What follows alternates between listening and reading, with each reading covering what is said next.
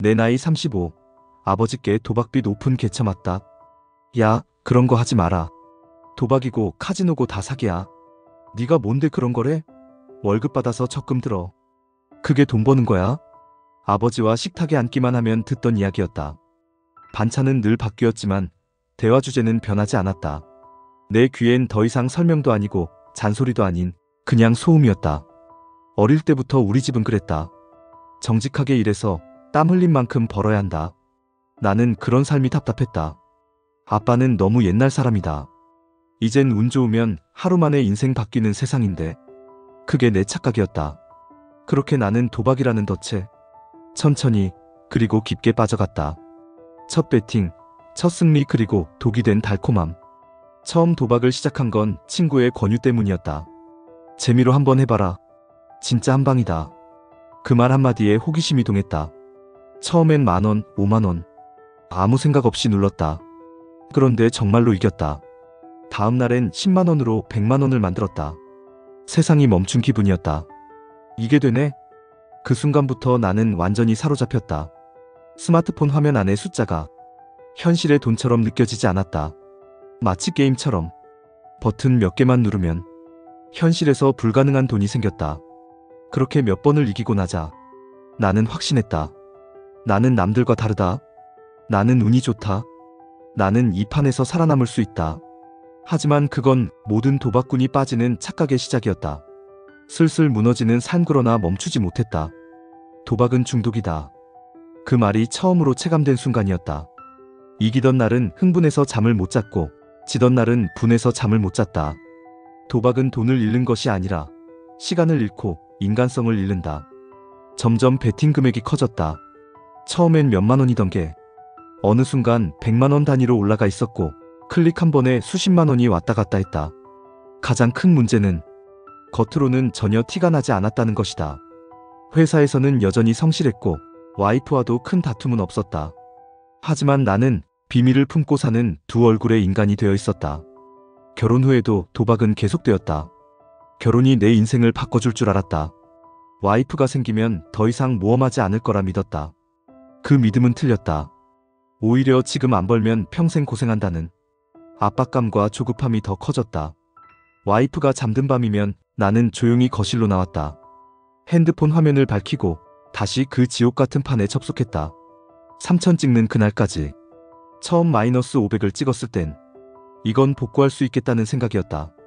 마이너스 1,000이 됐을 땐 아직 버틸만 하다는 착각이었다. 마이너스 2,000이 됐을 땐 여기서 멈추면 끝이다는 망상이었다. 그리고 마이너스 3,000.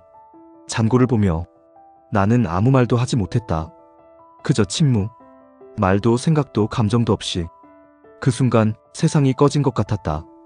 담배 반갑, 바다, 그리고 엄마의 목소리. 그날 퇴근길에 핸들을 돌렸다. 집이 아닌 바다로.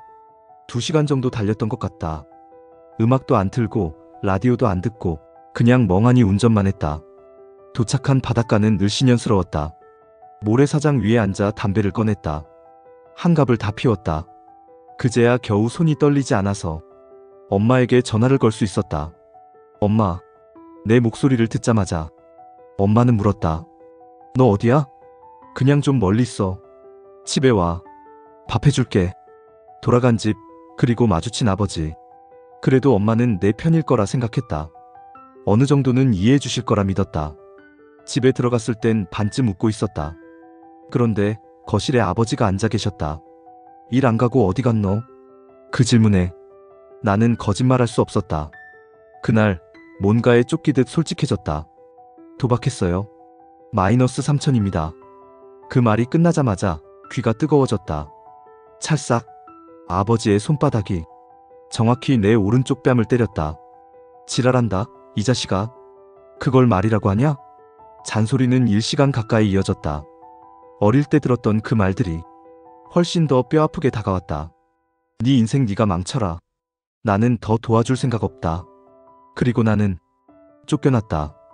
현관문이 닫히는 소리를 듣고 나서야 내가 집을 나왔다는 걸 실감했다.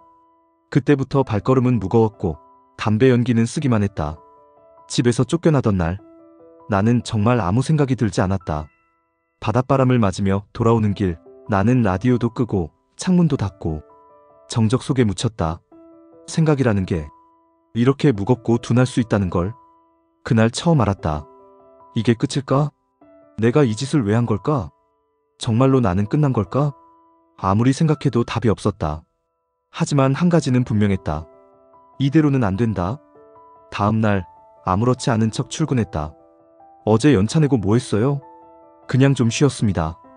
웃으며 대답했지만 속은 새까맣게 타 있었다. 컴퓨터 부팅 소리조차 왠지 나를 비웃는 것처럼 느껴졌다. 그래도 해야 했다. 지금 이걸 놓치면 진짜로 모든 걸 놓칠 것 같았다. 결국 와이프에게 말하지 못했다. 지금까지도 그날 이후로 2주가 지났지만 아직도 숨기고 있다.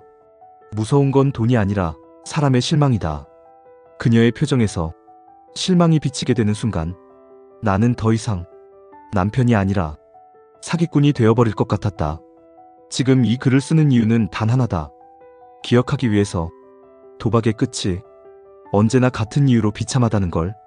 그게 누구든 어떤 시드든 어떤 상황이든 결말은 같다. 나는 그걸 직접 체험했다. 그리고 이제 나는 다시 시작해야 한다. 도박빚 마이너스 5천만 원짜리 인생 수업료. 가끔 그런 생각을 한다. 내 인생은 어디서부터 틀어졌을까? 소방공무원에 합격했던 그날 분명 나는 행복한 사람이었다. 그런데 엄마의 전화 한 통으로 모든 게 무너졌다. 대출 좀 해줄 수 있니? 그 말이 악마의 계약서였고 나는 그때 인생 전체를 맡겼다. 4천만 원 급한 불을 끄는 줄 알았다. 하지만 돌아온 건 10억의 지옥이었다.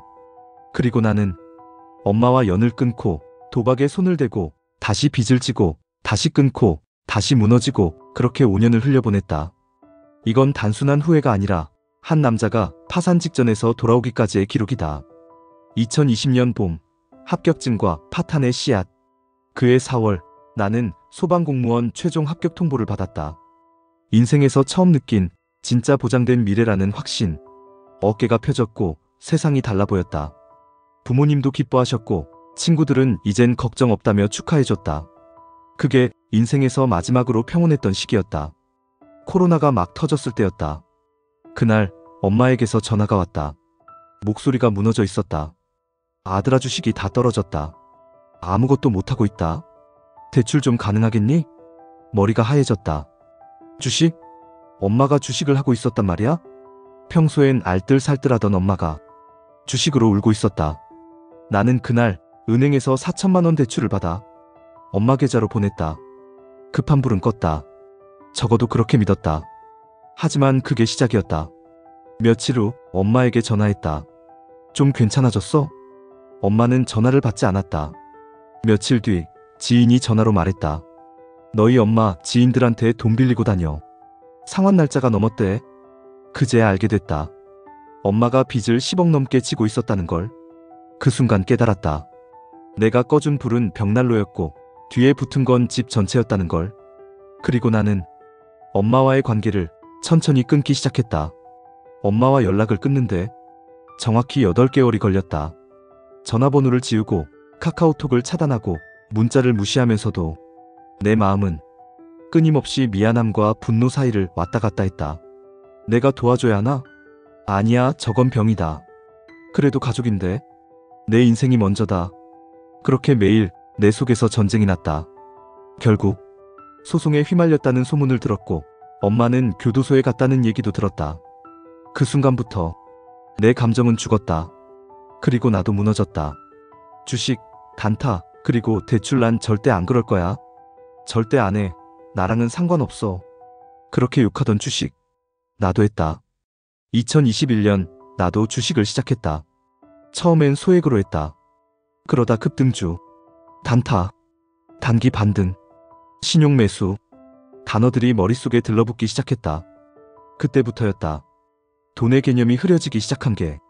몇십만 원 벌고 잃는 건 감정도 없었다. 어느새 천 단위로 들어갔고 대출까지 받아 1억 5천만 원의 빚을 짊어졌다. 엄마와 다를 게 없었다. 엄마가 그랬듯 나도 중독됐다. 도망치듯 끊고 무너지듯 다시 했다. 끊고 제발, 제발하고 후회, 후회하고 또다시 베팅. 그게 2022년부터 2023년까지 내 일상이었다. 정신적으로 완전히 무너졌을 때 우연히 시작한 게 운동이었다. 처음엔 도망이었다. 이렇게라도 안 하면 미칠 것 같아서. 그런데 땀이 흐르고 심장이 뛰고 숨이 차오를수록 내 안의 독소가 조금씩 빠져나가는 느낌이었다. 운동에 집중하자 신기하게도 재발 간격이 길어졌다. 물론 중간중간 또 손댔다. 손대고 잃었다. 다시 땅을 쳤다. 하지만 잃는 금액이 줄어들었다. 마지막에 깨달았다. 이제는 내가 스스로 브레이크를 걸 수 있구나. 그렇게 1억 5천이던 빚이 1,000만 원대까지 내려왔다. 2024년 내가 처음 대출받았던 은행에 갔다. 상환 일정을 다시 확인했다. 2025년 9월 마지막 이자가 끝난다. 32살 인생 영원에서 다시 시작. 남들보다 5년 늦었다. 내 청춘은 5년 동안 계좌에 빨려 들어갔고 화면에 시선을 빼앗겼다. 하지만 이제는 나를 되찾았다. 빚 1,100만 원 남았다. 그 돈 갚고 나면 나는 다시 제로에서 출발한다. 그리고 그때는 내 월급을 여친에게 맡길 거다. 나는 이제 안다. 나는 도박하면 망하는 사람이다. 혹자는 말하겠지. 그 나이 먹고 이제 시작이냐고. 그렇다. 나는 32살에야 제대로 시작한다. 하지만 후회는 없다. 나는 망해봤고 끊어봤고 죽을 생각도 했고 결국 살아남았다. 이제야 진짜 어른이 된 것 같다. 영상을 보시고 도움이 되셨다면 구독, 좋아요 눌러주시고 다양한 의견 남겨주세요.